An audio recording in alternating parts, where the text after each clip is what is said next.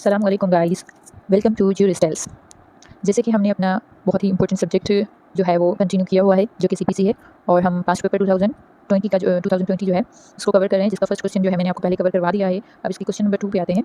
तो जैसे कि क्वेश्चन नंबर 2 जो है वो हमारा प्लेन रिटन स्टेटमेंट है और हमें ground of rejection of plaint बताने हैं। आई डोंट नो आपको टीचर्स ने किस तरह और कहाँ तक पढ़ा लिया है, but I want to tell you about plaint written statement. जैसे कि हम लास्ट सेक्शन में भी यही जो हमारा लेक्चर था उसमें भी यही पढ़ते आ रहे हैं कि भाई सूट फाइल होगा, सूट फाइल होगा। तो ये जो सूट फाइल होगा ये किस तरह से सूट फाइल होगा, ठीक है, और इसमें क्या इंग्रेडिएंट्स हैं, कैसे सूट फाइल होगा।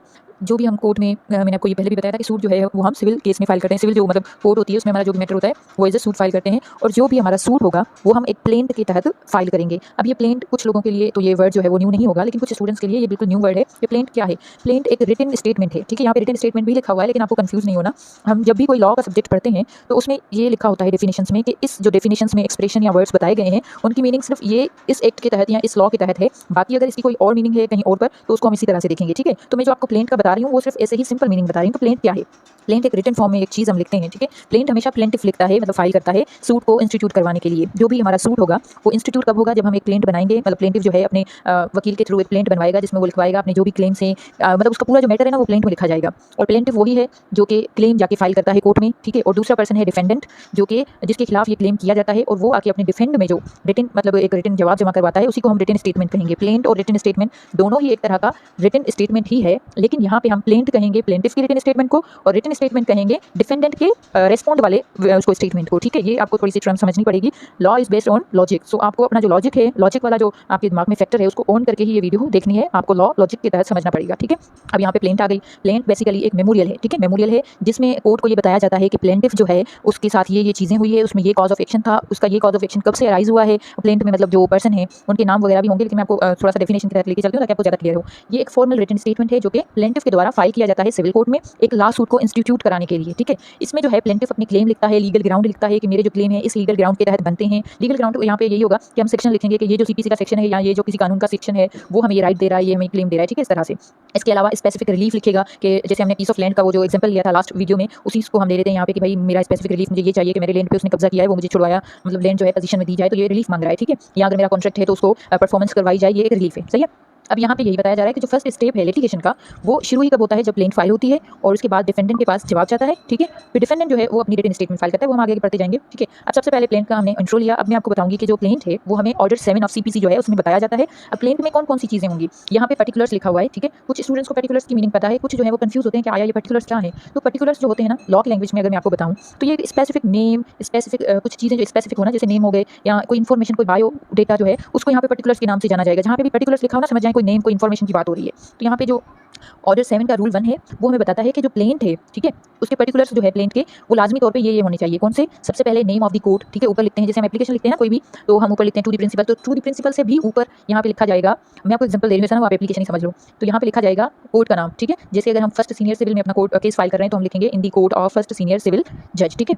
तो यहाँ पे नाम आ गया कोर्ट का, उसके नीचे प्लेंटिफ की डिटेल आएगी, प्लेंटिफ का नाम, डिस्क्रिप्शन, डिस्क्रिप्शन क्या है, यहाँ पे यहाँ पर्सन है वो जिसका नाम है प्लेंटिफ में, या फिर वो पर्सन नहीं कंपनी है, ठीक है, ये डिस्क्रिप्शन लिखेंगे। और उसके बाद उसकी प्लेस ऑफ रेजिडेंस कहाँ पर है, ये 3 चीज़ें लिखेंगे। और इसके नीचे शॉर्टकट में हम लिखेंगे प्लेंटिफ, सही है।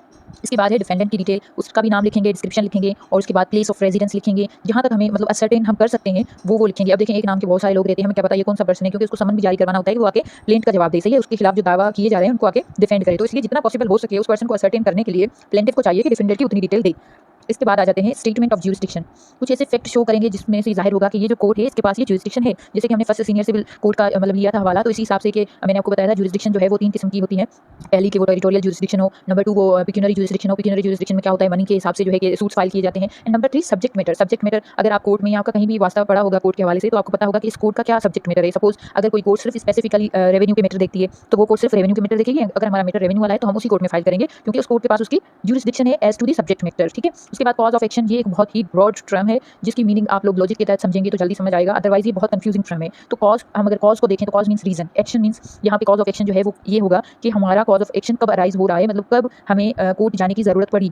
जैसे हमने एक ज़मीन वाला मिसाल लिया था कि इसने मेरी ज़मीन पे कब्जा किया हुआ है, तो ये कॉज ऑफ एक्शन कब से राइज होगा, जब से ज़मीन पे कब्जा किया। कॉज मीन्स एक रीज़न और एक्शन मीन्स कि मेरा राइट है और मैं इस रीज़न से कोर्ट में जा रहा हूँ कि मेरे राइट के ऊपर किसी ने कब्जा किया है। कॉज ऑफ एक्शन होगा और वो कब से राइज होगा, कब से मेरी ज़मीन पे किसी ने कब्जा किया है। ठीक है, ये सारी चीज़ें हमें मेंशन करनी होती हैं प्लेंट में। उसके बाद कौन कौन सी रिलीफ हम मांग रहे हैं कोर्ट से, वो लास्ट में प्रेयर्स होती हैं जो कि हम कोर्ट से मांग रहे होते हैं रिलीफ के तौर पर कि सर मेरी जो ज़मीन है उसको मेरे नाम डिक्लेयर करवाया जाए कि मैं इसका ओनर हूँ, और जिसने इस पे डिसऑनेस्टली जो है पजेस किया है मेरी ज़मीन को, उससे मेरी ज़मीन मेरी पोजीशन में दिलवाई जाए। ये सारे रिलीफ मांग रहा होता है प्लेंटिफ कोर्ट से, ये भी हमें प्लेंट में लाजमी मेंशन करने होते हैं। उसके बाद वैल्यूएशन एंड कोर्ट फी। अब ये वैल्यूएशन जो है ना वो बहुत ही ज़्यादा अहम है, अदरवाइज हमारी प्लेंट आगे चल के हम जो रिजेक्शन के ग्राउंड पढ़ेंगे ना उसमें वो रिजेक्ट भी हो सकती है। अब ये जो हमारी सब्जेक्ट मैटर है लैंड, मैंने जैसे ही बताया आपको, तो उसकी वैल्यू हमें प्रॉपर करनी होती है, बतानी होती है कि ऐसा ना हो कि मेरी ज़मीन जो है वो 10 लाख की है और मैं कोर्ट फी से बचने के लिए जो ज़मीन 1 लाख की बता रही हूँ ताकि मुझे कोर्ट फीस ज़्यादा ना भरनी पड़े, तो आगे चल के ये हमें सीवियर हमें जो है कॉन्सिक्वेंसेस फेस करने पड़ सकते हैं। That's why we should have to mention the correct value of our subject matter which is the subject matter of the suit. Okay, तो ये जो सब्जेक्ट मैटर का पर्पस यही है कि कोर्ट फी जमा करवानी होती है सब्जेक्ट मैटर के हिसाब से। कोई 15,000 होती है, कोई 20,000 होती है, ये जो कोर्ट प्रोसीजर रूल्स होते हैं उसमें लिखी होती है फीस। ठीक है, क्योंकि कोर्ट अभी काम करेगा तो वो फ्री में तो कोई काम करेगा नहीं ना, तो इसलिए उसकी भी कोई फीस होती है। इसके बाद सेट ऑफ और रिलिंग्विशमेंट, ये भी हमें लिखना होता है प्लेंट में। सेट ऑफ पहले मतलब समझें, सपोज प्लेंटिफ और डिफेंडेंट के दरमियान अब ये जो रिलेशन है, ठीक है, ये जो रिलेशन है ट्रांजैक्शन का या किसी और चीज़ का, तो इसमें अगर प्लेंटिफ ने कोई मतलब चीज़ डिफेंडेंट से ली है या डिफेंडेंट ने कोई चीज़ प्लेंटिफ को दी है तो वो इसको मेंशन करनी पड़ेगी। सपोज प्लेंटिफ ने लेने हैं डिफेंडेंट से 10 लाख रुपए, तो ये अपनी प्लेंट में ये लिखेगा कि भाई मुझे इससे 10 लाख लेने थे, लेकिन जो है इसने मुझे 5 लाख दे दिए हैं, बाकी 5 लाख मीन्स 5 लाख इसने सेट ऑफ कर दिए कि भाई इसने दे दिए हैं, तो ये भी मेंशन करेगा। और रिलिंग्विशमेंट मतलब कुछ छोड़ देना, अगर वो कुछ छोड़ रहा है प्लेंटिफ तो वो भी लिखेगा। सपोज प्लेंटिफ ने जो है इंटरेस्ट के ऊपर डिफेंडेंट को पैसे दिए थे, लेकिन अब प्लेंटिफ कह रहा है भाई मैंने जो है वो इंटरेस्ट से हाथ उठाया, बस मेरे प्रिंसिपल अमाउंट मुझे वापस दिलवा दो, तो ये रिलिंग्विशमेंट आ गई। ठीक है, मतलब कोई अपना दावा छोड़ देना। सही है। इसके बाद वेरिफिकेशन है जो कि हमें ऑर्डर 6 रूल 15 में बताई गई है कि जो भी प्लेंट हम लिखेंगे, सही है, मींस टाइप करेंगे या लिखेंगे, वो साइन होनी चाहिए, वेरीफाइड होनी चाहिए प्लेंटिफ या उसके अथोराइज्ड एजेंट के साइन से। ठीक है, तो ये लाजमी है कि वो लास्ट में साइन करेगा ना जब प्लेंटिफ या उसका एजेंट कि भाई ये जो प्लेंट है वो सारी मैंने मतलब खुद से मेरी नॉलेज में है, मेरे बिलीव में है और मैंने खुद ही लिखवाई है, तो मैं साइन कर रहा हूँ, मतलब एक किस्म की वेरिफिकेशन है। इसके बाद अब यहाँ पर जो आपको स्क्रीन पे दिख रहा है वो जो है डॉक्यूमेंट्स हैं कि ऑर्डर 7 के रूल 14 के तहत जो प्लेंटिफ है उसको लाजमी तौर पे वो डॉक्यूमेंट सबमिट करवाने हैं जिस पे उसका क्लेम बेस कर रहा है। फॉर सपोज अगर कोई एग्रीमेंट है जिसके तहत वो क्लेम कर रहा है तो वो एग्रीमेंट भी लाजमी उसको प्लेंट के साथ अटैच करके देना होता है। ठीक है, यहाँ पे जो है हम इतना डिटेल में नहीं पढ़ रहे प्लेंट को, इसलिए हम ऑर्डर 7 पूरा नहीं पढ़ रहे, लेकिन मैं आपको थोड़ा थोड़ा सा बता दूँ। जो ऑर्डर 7 है आप इसे मतलब बेहतर यही है समझने के लिए कि आप अपना CPC का बुक भी साथ में खोल लें तो आपको ज़्यादा ईजिली समझ आएगा। तो इसका जो रूल 2 है 7 का, वो हमें मनी सूट्स के बारे में बताता है कि जो रिकवरी ऑफ मनी होगी, ठीक है, मनी सूट्स होगा, उसमें लाजमी तौर पे प्लेंटिफ लिखेगा कि उसको कितनी अमाउंट जो है वो रिकवर करनी है, कितनी अमाउंट वो जो है मीन प्रॉफिट के तहत रिकवर करवाना चाह रहा है या समथिंग एल्स। इसके अलावा जो हम रूल 3 देखेंगे उसमें हमारा जो है अगर सब्जेक्ट मैटर इमूवेबल प्रॉपर्टी है तो प्लेंट में हम लिखेंगे उस प्रॉपर्टी की डिस्क्रिप्शन लिखेंगे, ठीक है, ताकि उससे जो है आइडेंटिफाई हो सके कि ये कौन सी ज़मीन की बात कर रहे हैं। जैसे कि सर्वे नंबर होते हैं, बाउंड्रीज होती हैं, रिकॉर्ड ऑफ राइट में जो चीज़ें मेंशन होती है ना वो ज़मीन की हमने लिखनी पड़ती है ताकि इससे असरटेन किया जा सके कि कौन सी ज़मीन होती है। ठीक है, और हमें प्लेंट में ये भी लिखना होता है, सपोज अगर प्लेंट जो है वो प्लेंटिफ के द्वारा स्यू मतलब अगर वो रिप्रेजेंटेटिव के हिसाब से स्यू कर रहे हैं तो उसका करेक्टर लिखना होता है कि ये जो है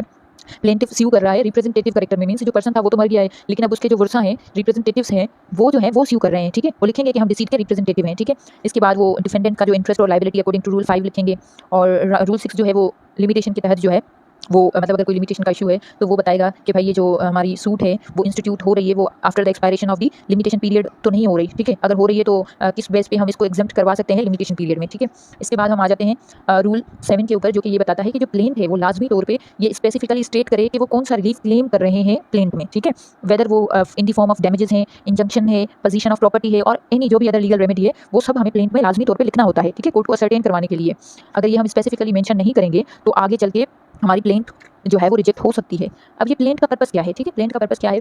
तो जो पर्पस है प्लेंट का वो है कि वो एक कम्प्रीहेंसिव स्टेटमेंट जो है वो प्लेंटिफ की बताए इस मैटर में क्या है। ठीक है, और ताकि डिफेंडेंट जो है वो फुली तौर पे अवेयर हो कि क्या क्या क्लेम्स हैं उसके अगेंस्ट और किस तरह से वो अपनी डिफेंस प्रिपेयर कर सकता है। ठीक है, ये जो पर्पस है प्लेंट का वो ये भी है कि वो कोर्ट को हेल्प करता है अंडरस्टैंड करने में कि कॉज ऑफ एक्शन क्या है और डिस्प्यूट किस नेचर का है और कौन से स्पेसिफिक लीगल रिलीफ मांगे जा रहे हैं। ठीक है, अब हम आ जाते हैं रिटन स्टेटमेंट पे। अब जैसे कि मैंने आपको बताया कि ये दोनों ही प्लेंट और रिटन स्टेटमेंट एक फॉर्मल रिटन स्टेटमेंट ही है, लेकिन यहाँ पे जो रिटन स्टेटमेंट है वो हमेशा डिफेंडेंट फाइल करता है जिसको नॉर्मली कोर्ट्स में WS कहा जाता है। ठीक है, शॉर्ट फॉर्म में। अब ये फॉर्मल रिटन रिप्लाई होता है जो कि डिफेंडेंट फाइल करता है प्लेंट के रिस्पॉन्स में। मिसाल प्लेंट में जो है वो 15 पैराग्राफ है। ठीक है, तो डिफेंडेंट को भी 15 पैराग्राफ का रिप्लाई करना है। नंबर 1 वो डिफेंडेंट कहेगा कि पैरा नंबर 1 इज डिनाइड और एडमिटेड। ठीक है, number 2 paragraph number 2 is denied और एडमिटेड। उसको लाजमी तौर पे इसको सबको रिस्पॉन्स करना है स्पेसिफिकली कि मैं इस पैराग्राफ को डिनाई कर रहा हूँ, इस पैराग्राफ को मैं पार्शली डिनाई कर रहा हूँ, पार्शली एडमिटेड कर रहा हूँ और इस पैराग्राफ को मैं पूरी तरह से एडमिट कर रहा हूँ। ऐसे इसको सारी प्लेंट का सारा जो है वो रिप्लाई करना होता है डिफेंडेंट ने। ठीक है, अब इसके बाद हम प्रोविजन आ जाते हैं कौन से जो है रिटन स्टेटमेंट में होते हैं। CPC का सेक्शन ऑर्डर जो 8 है वो हमें बताता है रिटन स्टेटमेंट के बारे में। ठीक है, जब प्लेन फाइल होगी कोर्ट उसको एडमिट करेगा, उसके बाद समन जारी होगा डिफेंडेंट को, तो जो डिफेंडेंट है उसको रूल नंबर 1 ऑफ ऑर्डर 8 के तहत उसको अपनी रिटन में सबमिट करानी होती है विदिन 30 डेज़ के अंदर अंदर उसको अपना जवाब जमा करवाना है।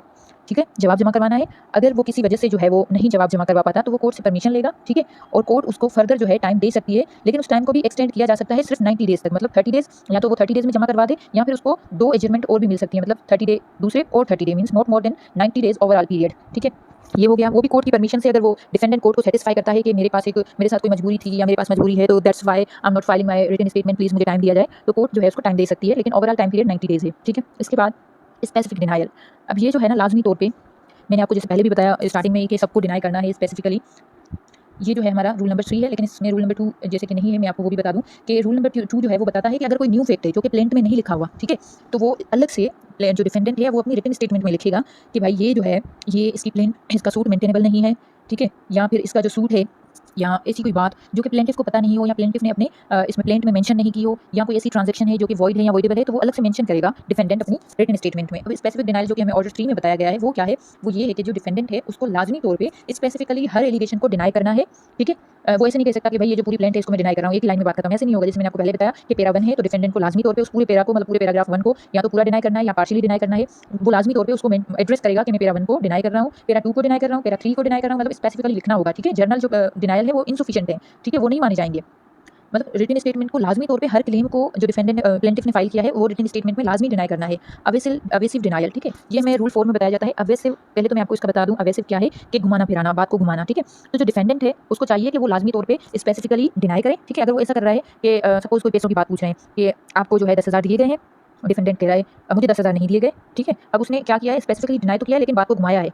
वो उसको 10,000 नहीं दिए गए, उसको 12,000 दिए गए। हो सकता है प्लेंटिफ से लिखने में गलती हो गई हो, तो वो क्या कर रहा है, कोर्ट को घुमाने के लिए ये चीज़ कर रहा है। या उसको कहा जाए, मतलब प्लेंट में लिखा गया हो कि पहली तारीख को इसको पैसे दिए गए हैं, और ये अपनी चालाकी से डिफेंडेंट जो है वो अपनी रिटन स्टेटमेंट में लिख दे कि मुझे पहली तारीख को पैसे नहीं दिए गए, हालांकि उसको पैसे 31 तारीख को दिए गए हैं। तो उसको लाजमी तौर पर ये चीज़ें अवॉइड करनी है। ऐसा नहीं कि वो स्पेसिफिक जो डिनायल है उसकी आड़ में कोई चीज़ मतलब कोर्ट को गुमराह करने के लिए अपने ऐसे क्लेम बनाए, तो ये अवॉइडेड है, ये मना है। उसको चाहिए डिफेंडेंट को कि वो ये सिर्फ ना लिखे कि भाई मैंने एग्जैक्ट दैट अमाउंट रिसीव नहीं की, उसको पूरा लिखना है कि मैंने ये अमाउंट रिसीव नहीं की, हालांकि मैंने कोई भी अमाउंट रिसीव नहीं की, किसी भी डेट को रिसीव नहीं की। उसको अवेसिव डिनाइल से लाजमी तौर पे जो है वो अवॉइड करना है। ठीक है, इसके बाद जो है हमारा नॉन डिनाइल का इफेक्ट आ जाता है। रूल नंबर 5 जो है वो हमें बताता है कि अगर डिफेंडेंट स्पेसिफिकली किसी एलिगेशन को डिनाई नहीं करता जो कि प्लेंट में बताया गया है, तो ये समझा जाएगा कि डिफेंडेंट ने ये एलिगेशन कबूल कर लिया है, एडमिट कर लिया है कि इसके खिलाफ ये क्लेम सही है।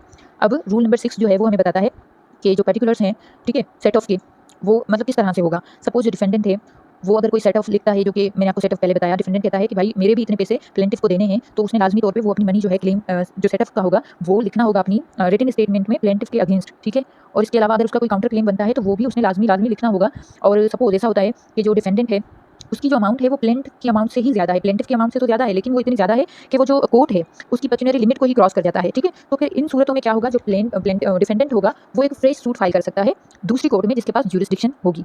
ठीक है, अब ये थोड़ा सा इसका था, आई होप आपको ये रिटन स्टेटमेंट का समझ आया हो। अब इसका पर्पस क्या है, इसका पर्पस ये है बेसिकली कि रिटन स्टेटमेंट डिफेंडेंट को प्रेजेंट करवाती है अपनी साइड, डिस्प्यूटेड साइड जो है वो एड्रेस करता है स्पेसिफिकली सारे एलिगेशंस को जो कि प्लेंट में दिए गए हैं, और डिफेंस प्रोवाइड करता है डिफेंडेंट को। ये कोर्ट को हेल्प करता है कि कौन से इशू फ्रेम किए जाएं जो कि ट्रायल में के लिए ज़रूरी है, क्योंकि अगर जैसे कोई जो एलिगेशन है या कोई क्लेम जो है वो डिफेंडेंट मान लेता है तो फिर उस पर तो झगड़ा ही नहीं हुआ ना, झगड़ा तो उन पे होगा जो प्लेंटिफ दावा कर रहा है और डिफेंडेंट उसको डिनाई कर रहा है। तो ये कोर्ट को भी आसानी होगी कि ये जो फैक्ट है ये डिफेंडेंट ने मान लिया है, बाकी जो नहीं मान रहा जिस पे डिस्प्यूट है उस पर इशू फ्रेम करें और ट्रायल करें और इन पॉइंट्स पे फैसला दें। अब हम अपने थर्ड नंबर वाले जो है क्वेश्चन का जो थर्ड मतलब हम कह सकते हैं पोर्शन है उस पर आ जाते हैं। ग्राउंड्स कौन से हैं जिसके बेस पे प्लेंट रिजेक्ट की जाती है। जो आप कोर्ट की प्रोसीडिंग देखेंगे ना, जब प्लेंटिफ जाके प्लेंट फाइल करता है तो सामने वाली जो डिफेंडेंट पार्टी है वो हमेशा पहली जो एप्लीकेशन देगी वो 711 की देगी, ऑर्डर 7 रूल 11, जिसमें के ग्राउंड्स होते हैं कि इन ग्राउंड्स पे प्लेंटिफ की प्लेंट रिजेक्ट होनी चाहिए, इसका दावा एडमिट ही नहीं किया जाए। ठीक है, इसका जो है लीगल प्रोसीडिंग इनिशिएट ही नहीं की जाए। तो इसको हम देखते हैं।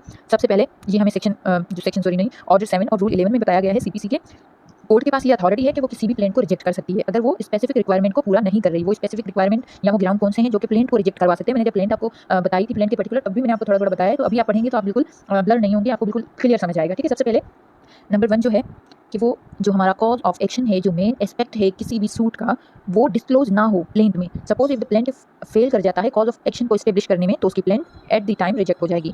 सपोज उसने इस तरह से फैक्ट जो है वो लिखे ही नहीं है, जिससे पता ही नहीं चल रहा कि इसका कॉज ऑफ एक्शन क्या है, तो ये बहुत ही ज़्यादा मतलब जब आप प्रैक्टिसिंग लाइफ में आएंगे तो आपको ये ज़्यादा ख्याल रखना है कि आपको प्लेंट लिखने के टाइम ये ध्यान रखना है कि आया आपका जो कॉज ऑफ एक्शन है वो डिस्क्लोज हो रहा है आपकी प्लेंट से या नहीं हो रहा। अगर आपका जो कॉज ऑफ एक्शन है वो प्लेंट में डिस्कवर नहीं हो रहा तो आपकी प्लेंट रिजेक्ट हो सकती है। अगर आप बता ही नहीं पा रहे कि मेरा कॉज ऑफ एक्शन क्या है तो कोर्ट उसको रिजेक्ट कर देगी। सपोज़ मैंने अपनी क्लेंट बनाई कि मेरे साथ ये हो गया, ये हो गया, ये हो गया, ये हो गया। अब कोर्ट को समझ ही नहीं आ रहा है इसके साथ एक्चुअली हुआ क्या है, इसका कौन सा क्लेम है, इसका कौन सा कॉज़ ऑफ एक्शन है। तो इस बेस पे कोर्ट जो है वो प्लेंट रिजेक्ट कर देगी, ठीक है। कि भाई सपोज़ इसकी मैं आपको एक एग्जांपल देती हूँ कि मैंने जाके प्लेंट फाइल की कि जो बी है उसने यहाँ पे आया, ज़मीन का पोजीशन लिया और ये किया, ज़मीन जला दी और घर जला दिए और बाइक चोरी करके ले गया। ऐसी मैंने काफ़ी चीज़ें डाल दी। अब मैंने यहाँ पे कहीं पे नहीं बताया कि ये मेरी ज़मीन है, ये कब जलाई, ये क्या जलाई, मैंने डिस्क्लोज़ ही नहीं किया कि कॉज़ ऑफ एक्शन है क्या। तो फिर इसमें कोर्ट को समझ ही नहीं आएगा। या कभी मैं ऐसे लिख दूँ कि भाई ये जो है बी आया था, इसने मेरी ज़मीन पे आके कब्ज़ा किया और उसके बाद ये चला गया था, ये फिर 25 तारीख को आया, फिर से मुझे निकाल दिया मेरी ज़मीन से। मतलब मैंने कॉज़ ऑफ एक्शन एक्ज़ैक्टली जिस तरह से मुझे मेंशन करना चाहिए मैंने मेंशन नहीं किया, लेकिन कोर्ट डिस्कवर कर पा रहा है कि भाई ये जो है ज़मीन का मैटर है और ये ज़मीन की बात कर रहा है, ये ज़मीन प्लेंटिफ की है, लेकिन यहाँ पे इसके जो डिफेंडेंट है इसने डिस्पोसेस किया है इसको और इल्लीगली इसको पजेस किया है, तो ये कॉज़ ऑफ एक्शन है। लेकिन समटाइम प्लेंट ऐसी होती है, इधर-उधर की बातें लिखी होती हैं, लेकिन असल जो कॉज़ ऑफ एक्शन है वो उसका उसमें उसका होता ही नहीं है कुछ लिखा हुआ। तो इस बेस पे भी जो है हमारी प्लेंट रिजेक्ट हो सकती है। उसके बाद दूसरे नंबर पे जो है वो रिलीफ है। जो रिलीफ है वो अंडर वैल्यूड है। अंडर वैल्यूड कैसे है? जो रिलीफ क्लेम किया जा रहा है वो अंडर वैल्यूड है। यहाँ जो प्लेंटिफ है उसको डायरेक्ट जब क्लेम जो है वो अंडर वैल्यूड होगा तो डिफेंडेंट को सॉरी प्लेंटिफ को कोर्ट जो है वो टाइम देगी कि आप वैल्यूएशन सही करके आएँ, फिक्स टाइम पीरियड देगी कि आप वैल्यूएशन सही करके आएँ ताकि हम आपको सही से मतलब गाइड वो जस्टिस प्रोवाइड कर सकें। मैंने आपको जो पहली चीज़ बताई थी कि हमने अपना सब्जेक्ट मैटर प्रॉपर वैल्यूड करना है, प्रॉपर सब्जेक्ट मैटर की वैल्यू लिखनी है। तो यहाँ पे वही क्लेम है कि अगर आपने अपनी सब्जेक्ट मैटर की वैल्यू सही नहीं लिखी तो आपकी जो है वो प्लेंट रिजेक्ट हो सकती है। तो आपको लाजमी तौर पे अपनी जो सब्जेक्ट मैटर की वैल्यू है वो सही लिखनी है। कोर्ट को पता चल जाता है सपोज मेरी ज़मीन 10 लाख की है, मार्केटिंग प्राइस भी यही है, लेकिन मैंने कोर्ट को धोखा देने के लिए 1 लाख लिखी, लेकिन कोर्ट तो समझ जाएगा क्योंकि उसके पास उसी नेचर के और उसी एरिया के केसेस तो मतलब सूट्स तो आ रहे हैं ना, तो उसको पता लग जाएगा कि ये अंडर वैल्यूड है, इसमें जो रिलीफ क्लेम किया जा रहा है वो उसकी वैल्यू गलत है। तो कोर्ट हमें एक चांस देगा प्लेंटिफ को कि जाएँ आप जाके वैल्यू करेक्ट करके आएँ और सही फीस जमा करवा के आएँ ताकि आपको रिलीफ दिया जाए। लेकिन अगर वो प्लेंटिफ फेल हो जाता है रिलीफ क्लेम मतलब सही करने में तो फिर उसकी प्लेंट रिजेक्ट हो जाएगी। इसके बाद इनसफिशिएंटली स्टैम्प्ड। अब ये इनसफिशिएंटली स्टैम्प्ड क्या है? जैसे कि जो कोर्ट की फीस है वो 15,000 है, ठीक है। एक स्टाम्प मिलता है जो जहाँ पे कोर्ट फीस जमा होती है, लेकिन मैंने कितने का स्टाम्प लिया 10,000 का ले लिया। 10,000 का लेके मैं कोर्ट को बेवकूफ़ बनाने के लिए चली गई और सबमिट करवा दिया। तो वो कोर्ट कहेगी भाई आपने जो स्टैम्प ड्यूटी या जो स्टैम्प फीस है कोर्ट की वो गलत पे की है, आप जाओ और जाके सही पे करो। अगर टाइम देने के बाद भी प्लेंटिफ जो है वो नहीं करता सही से स्टैम्प ड्यूटी जो है वो सबमिट, तो कोर्ट जो है उसकी प्लेंट को रिजेक्ट कर सकता है। और उसके बाद जो है अगर सूट जो हमारा है वो बार बाय लॉ है, वो लिमिटेशन का हो सकता है या किसी और चीज़ का, तो भी वो रिजेक्ट हो जाएगा, ठीक है। सपोज हमें जो है सूट फाइल करना था 5 साल के बाद, ठीक है, लेकिन हम कब जा रहे हैं 25 साल के बाद जा रहे हैं सूट फाइल करने। तो वो कोर्ट कहेगी भाई आप बार बाय लॉ है, ठीक है, आपका सूट बार बाय लॉ है और इस ग्राउंड पे हम जो है आपकी प्लेंट को रिजेक्ट कर रहे हैं, आप किसी भी क्लेम को नहीं सीख कर सकते, that's why your plaint is rejected, ठीक है, ये ग्राउंड हो गया। और दूसरी बात, जब हम प्लेंट फाइल करते हैं तो एटलीस्ट वो 2 कॉपी में हमें सबमिट करनी होती है, ठीक है, 2 उसकी कॉपी और ओरिजिनल, सही है। तो अगर जो है सीपीसी के अमेंडमेंट के तहत अगर प्लेंट जो है वो सिर्फ एक ही फाइल की गई, उसकी डुप्लीकेट कॉपी नहीं फाइल की गई, तो फिर जो है उसकी प्लेंट को रिजेक्ट किया जा सकता है और उसको पहले तो मौका दिया जाएगा कि आप जाके इसकी कॉपी सबमिट कराएं, लेकिन अगर वो नहीं करवाता तो उसकी प्लेंट जो है वो रिजेक्ट हो जाएगी। इसके बाद है non compliance with legal requirement. अगर जो प्लेंट है वो कंप्लाई नहीं करती किसी लीगल रिक्वायरमेंट से जो कि हमें सीपीसी में बताई गई है, जैसे कि मिसिंग वेरिफिकेशन और lacking of signature of plaintiff, ठीक है, तो फिर ये प्लेंट भी रिजेक्ट हो जाएगी। अब इसमें हम फर्दर थोड़ा देख लेते हैं रूल जो है 12 एंड 13 जो कि ऑर्डर 7 का है, उसमें थोड़ा सा हमें एक किस्म का हम कह सकते हैं एक लीगल रेमेडी है जब हमारी प्लेंट रिजेक्ट हो उस पर। Procedure on rejection of plaint, ये 12 है हमारा। इसमें ये बताया जाता है कि अगर हमारी प्लेंट जो है वो रिजेक्ट की जाए तो कोर्ट लाजमी तौर पे वो रिकॉर्ड करे कि मैं किस रीज़न पे इनकी प्लेंट रिजेक्ट कर रहा हूँ, ठीक है। अगर रिजेक्ट हो जाती है हमारी प्लेंट और रीज़न रिकॉर्ड होंगे तो हम उसके खिलाफ अपील में जा सकते हैं, ठीक है। तो इसलिए लाजमी तौर पर रीज़न फॉर रिकॉर्ड्स लाजमी होने चाहिए। इसके अलावा जो रिजेक्शन है प्लेंट की वो लाजमी नहीं है कि प्लेंटिफ को जो है नया फ्रेश सूट जो है फाइल करने से रोके, ठीक है, जो कि सेम कॉज ऑफ एक्शन है। जैसे हमने पढ़ा था कि अगर कोई चीज़ डिसाइडेड है तो फिर हम जो है वो सेम कॉज ऑफ एक्शन पे रेस जुडिकेटा के तहत कोई और के सेम के जो मतलब कॉज ऑफ एक्शन है उस पर दूसरा सूट फाइल नहीं कर सकते, लेकिन प्लेंट अगर रिजेक्ट हमारी हो जाए तो हम जो फ्रेश सूट है वो फाइल कर सकते हैं, लेकिन लीगल हमारी जो रिक्वायरमेंट्स हैं वो पूरे होने चाहिए। और हमारा सेक्शन 13 हमें यही बताता है, सॉरी सेक्शन नहीं, रूल 13, कि जो प्लेंट हमारी रिजेक्ट होती है उसका ये मतलब है कि कोर्ट जो है वो रिफ्यूज़ कर रहा है हमारा जो अभी वाला सूट है उसको एंटरटेन करने से। हालांकि इसका ये मतलब बिल्कुल नहीं है कि ये जो हमारा सूट है वो मेरिट्स पे डिसमिस किया गया है, ठीक है, ये मतलब नहीं होगा, ठीक है। इसके अलावा ये जो प्लेंटिफ है वो फ्रेश जो है अपना प्लेंट जाके फाइल कर सकता है और उसमें भी उसको लिमिटेशन का जो है ख्याल रखना है, या लिमिटेशन को वो अडहेयर कर लेता है या डिफेक्ट को जो डिफेक्ट्स हैं उसकी प्लेंट में उसको फुलफिल कर लेता है या रेक्टिफाई कर लेता है तो भी वो अपनी फ्रेश प्लेंट फाइल कर सकता है। अब इसका कंक्लूजन क्या है कि प्लेंट एक किस्म का डॉक्यूमेंट है जो कि इनिशिएट करता है सूट को। ये जो प्लेंट होती है वो प्लेंटिफ के क्लेम होते हैं और प्लेंटिफ के द्वारा ही फाइल की जाती है, वाइल के रिटन स्टेटमेंट जो कि डिफेंडेंट का रिप्लाई होता है जो कि एड्रेस कर रहा होता है क्लेम्स को और प्रेजेंट करता है उनके अगेंस्ट अपना डिफेंस, ठीक है। अब जो हम रिजेक्शन ऑफ प्लेंट पढ़ते हैं ऑर्डर 7 रूल 11 में, वो एक प्रोसीजरल सेफ गार्ड है जिससे प्रिवेंट किया जाता है फ्रिवुलियस और लीगल अनटेनेबल सूट्स को प्रोसीडिंग में जाने से, कोर्ट का टाइम वेस्ट करने से। सपोज अब मैंने ना किसी से दुश्मनी निकालने के लिए जाके उसके खिलाफ प्लेंट फाइल कर दी, लेकिन मेरे पास पैसा ही नहीं है, ठीक है, उस प्लेंट को फाइल करने के लिए, तो मेरी प्लेंट को कोर्ट फीस के तहत जो है ना मतलब वो इनसफिशिएंट स्टैम्प के बेस पे ही खारिज हो जाएगी, सही है। और या फिर लिमिटेशन टाइम पीरियड के हिसाब से बाहर हो जाएगी। जैसे कि मेरे मतलब किसी के साथ दुश्मनी है, उसको 25 साल गुजर गए, जब मुझे कोई सूट फाइल करना था तब मैंने किया नहीं, अब दुश्मनी अब जाके हुई है तो मैं 25 साल के बाद उठ के जाके उसको तंग करने के लिए इसके अगेंस्ट सूट फाइल कर दूँ, तो कोर्ट इस चीज़ को मेंटेन नहीं करेगा, ठीक है। इसका मेन पर्पस यही है कि कोर्ट का टाइम जो है वो सेव किया जाए। इसके अलावा जो स्पेसिफिकली ग्राउंड से में बताए गए हैं, ठीक है, वो इंश्योर करते हैं, सीपीसी इनको इंश्योर करता है कि जो कॉज ऑफ एक्शन है उनको लेजिटिमेट होना ज़रूरी है, और एक जो प्रोसीजर है कोर्ट का उसको एंटरटेन किया जाए, कोर्ट के जो नॉर्म है उनको फॉलो किया जाए। ठीक है, आई होप आप लोगों को ये समझ आया होगा। अगर आपको कोई भी कन्फ्यूजन है इस टॉपिक से रिलेटेड तो you may ask, I will answer. Thank you for watching.